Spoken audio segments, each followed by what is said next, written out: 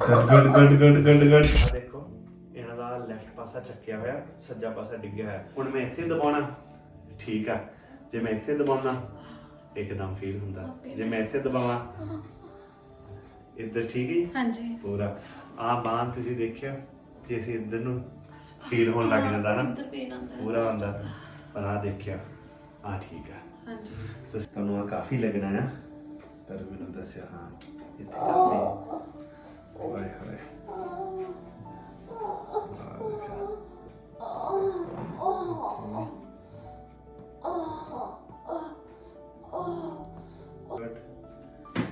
ਆ ਦੇਖੋ ਹੋਈ ਫਿਰ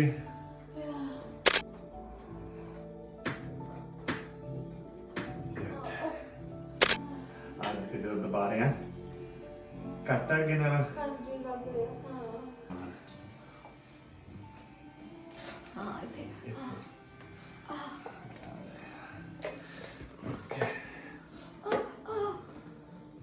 ਹਾਂ ਮੈਨੂੰ ਪਤਾ ਕਾਫੀ ਲੱਗੂਗਾ। ਮੇਰੇ ਵੱਲ ਨੂੰ ਸਿਰ ਦਬਾਇਓ, ਨਾ ਫੀਲ ਹੋਊਗਾ।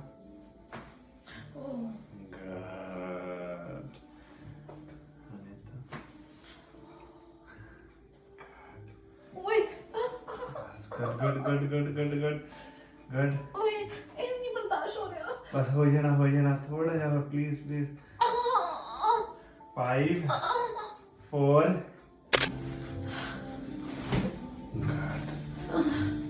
ਮੈਨੂੰ ਆਪ ਹੀ ਇੱਧਰ ਥੋੜਾ ਸੌਫਟ ਲੱਗ ਰਿਹਾ। ਸੌਫਟ ਲੱਗ ਰਿਹਾ, ਜਿੱਦਾਂ ਹਲਕਾ ਹੋਇਆ। ਬਿਲਕੁਲ ਹਾਂਜੀ